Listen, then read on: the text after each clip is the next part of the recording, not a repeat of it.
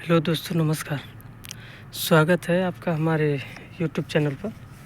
दोस्तों, ये जैसा कि सामने जो आपको प्रोजेक्ट दिख रहा है फार्म 85 है। इससे रिलेटेड बहुत सारे वीडियो मैं अपलोड कर चुका हूँ, जो काम किया उस टाइम। अभी क्या है कि टाइल भी लग रहा है, नीचे भी टाइल लग गया, वॉल में भी टाइल लग गया, पेंटिंग चालू हो चुका है। तो चलिए रूम बाय रूम चल के दिखाता हूँ क्या एक रूम में क्या क्या करना पड़ता है, इलेक्ट्रिकल और प्लम्बिंग का वर्क।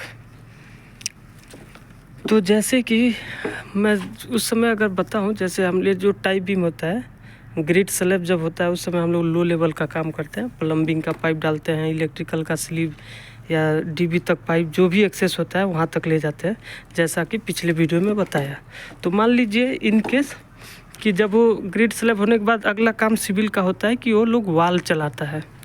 तो वाल बन जाने के बाद जैसे कि एक रूम में पहुंच के मैं आपको एक्सप्लेन करता हूं कि जैसे इधर चलना हो, मान लीजिए अब ये टाइल लग गया तो उसका प्रोटेक्शन हुआ है। तो मान लीजिए एक रूम है, ठीक है। तो इस रूम में मान लीजिए वाल बन चुका है। हाँ, जब वाल बन गया तो MEP का टीम क्या करेगा, उस वाल पे उसका जो भी सर्विस होगा, पावर सॉकेट का या डेटा सॉकेट हुआ, जैसे जो बॉक्सेस है, तो उस टाइम जब वाल बनने के बाद हम लोग कटिंग चिपिंग करते हैं और उसमें अपने GI बॉक्स 6x3 3x3 का देख रहे हैं, जो हाइट पे होता है उस हाइट पे हम लोग ये बॉक्सेस को फिक्स कर देते हैं। जैसे इस साइड का कंसल्टेंट का क्या कहानी था कि वो ये बगल में ये 2 वे स्विच है, उसके बगल में डेटा है, फिर पावर सॉकेट है, उधर डेटा है, फिर एक पावर सॉकेट है। तो इसका लेवल वो लोग बोला था लोग 70 रखना, तो ये 70 पे बॉक्सेस रख दिया गया है। एक तो ये काम हो गया। फिर ये टीवी के सामने है तो इसको हम लोग 130 पे रखे हैं, बाकी वो नॉर्मल सॉकेट है 45 पे रखा गया है। तो एक रूम में इतने बॉक्सेस हैं, तो इसके लिए सबसे पहले कटिंग चिपिंग करके बॉक्सेस लगा दिया जाता है ताकि वो लोग प्लस्तर कर दिया। प्लस्तर करने के बाद और ये टाइल काम शुरू होने से पहले हम लोग इसका कंड्यूटिंग कर देते हैं, माने पाइपिंग कर दिया जाता है। फिर पाइपिंग हो जाने के बाद इस पाइपिंग को DB तक ले जाते हैं, तो उसमें हम लोग वायर खींचने का काम करते हैं। टाइल लगने से पहले वायर खींच दिए, डेटा का भी वायर खींचा हुआ है और इलेक्ट्रिकल का भी वायर खींच दिया गया, देख रहे हैं ना। Cat 6 का वायर है और ये अपना वायर 4² में अगर पावर है तो ये काम कर लेते हैं। फिर जो तीसरा काम हम लोग करते हैं, ये देखिए ऊपर देख रहे हैं, सीलिंग से पहले हम लोग ये जो वायर खींचते हैं, फिर उसमें डमी कवर मारते हैं, जंक्शन बॉक्स का डमी कवर। फिर उसके बाद उसमें मेल एडाप्टर लगा के फ्लेक्सिबल कंड्यूट लगा के कनेक्टर मार के छोड़ देते हैं लोग। अब यहाँ पे सीलिंग बंद होगा, कोई प्रॉब्लम नहीं है हम लोग का। अभी देखिए लाइट का भी इधर सारा लाइट का बाथरूम का और एक होगा हीटर का, ये तीनों चीज़ का स्विच। हाँ, और वायर अपने अपने जगह पहुँच गया है।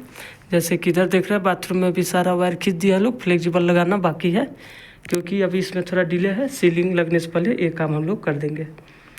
बाथरूम के अंदर जब हम लोग आते हैं, टाइल लगने से पहले वाल जैसे ही बन जाता है तो वॉश बेसिन का पॉइंट, जैसे पाइप जो है वो 55 पे है, बाकी दोनों 15 सेंटी पे है ये वाटर सप्लाई का पॉइंट। फिर शावर मिक्सर का देख रहे हैं, सेंटर में है एकदम, 1 मीटर का शावर है तो 50 पे है और उससे 15 सेंटी दूर है। इस वाल से 15 सेंटी 20 सेंटी रखेंगे, कोई मुश्किल नहीं होगा। ये 120 पे है और जो शावर का हेड है वो 220 पे है। फिर ये जो डाइवर्टर है उस वाल से 1 मीटर पे है, नीचे से 120 पे है। फिर इधर हमारा WC है, फ्लैश टैंक से 35 और नीचे से 40 वो फ्लैश शट ऑफ का पॉइंट है। तो इतना काम कर दिया जाता है ताकि ये जो बाथरूम में कोई भी वाल पे हमारा काम ना बचे। और साथ में ही वॉश बेसिन के सामने मिरर लाइट का भी पॉइंट डाल दिया जाता है ऊपर तक। तो इस तरीके से हम लोग ये सारा काम कर देते हैं ताकि फ्यूचर में हम लोग को कोई प्रॉब्लम ना होने पाए। तो एक रूम दिखा दिया, एक बाथरूम दिखा दिया। टाइल लगने से पहले क्या क्या काम करना होता है, सीलिंग क्लियरेंस देने से पहले क्या क्या काम करना पड़ता है। सारे वायर ये जो भी इधर से निकल रहा है हर रूम से, सेम रूम सेम बाथरूम, ऐसे ही कहानी है। ये रूम है, सेम कहानी, नीचे का फ्लोर का कंड्यूट जा रहा होगा कहाँ तक, सारा ये वायर जो भी आएगा डीबी तक ले जाना बहुत ज़रूरी होता है। क्यों? टाइल लगने से पहले, कि बाद में ऐसा ना हो कि वायर फंसने लगे। तो जैसे कि आप देख रहे हैं दोनों डिब्बे तैयार है, दोनों में वायर आ चुका है। उसमें जो रस्सी लगा हुआ है वो ऊपर एसी के लिए ले जाना बाकी है इसलिए। और इधर वो ये न्यू बॉक्स देख रहे हैं ना, 60x60x15 का वो ये न्यू बॉक्स है। उसके अंदर डेटा का केबल पूरा आ चुका है, हर रूम हर बाथरूम से सेम कहानी ये है। तो अब ये देखिए, अभी ये सब वायर खींच देने के बाद एक ही काम बस बचा है, फाइनल फिक्सिंग लगाने का। ज़्यादा कुछ काम नहीं होता इलेक्ट्रिकल प्लम्बिंग का, स्टेप ऐसा नहीं बहुत मतलब ख़तरनाक काम है ना, सिंपल काम है।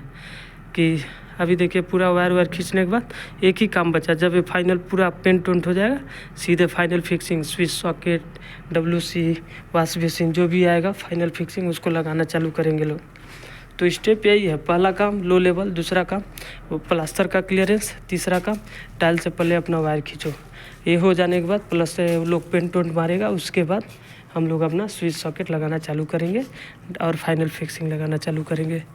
तो आशा करता हूँ आपको समझ आया होगा। जैसे वायर ये सब दिख रहा है ना, इसमें अभी हम लोग डमी कवर और डमी कवर को मारने के लिए M4 स्क्रू से हम लोग उसको टाइट करते हैं। फिर उसके अंदर एक 20 का होल सा मार के 20 का एडाप्टर लगा के उसके अंदर फ्लेक्सिबल पहना के फिर कनेक्टर 10 स्क्वायर mm का कनेक्टर लगा देते हैं लोग। तो इतना प्रोसेस होता है। मटेरियल के भी बारे में बता ही दिए क्या क्या लगता है। हाँ, डीबी ड्रेसिंग, अब जैसे अभी देख रहे होंगे आप डीबी के अंदर पूरा वायर आ चुका है, तो अब हम लोग उसका डीबी ड्रेसिंग करने वाले हैं। कुछ दिन के अंदर ही डीबी ड्रेसिंग करेंगे, उसका वीडियो हम दिखाएंगे आपको। अच्छा दोस्तों, वीडियो कैसा लगा ज़रूर बताइएगा। मिलते हैं नेक्स्ट वीडियो में। नमस्कार दोस्तों।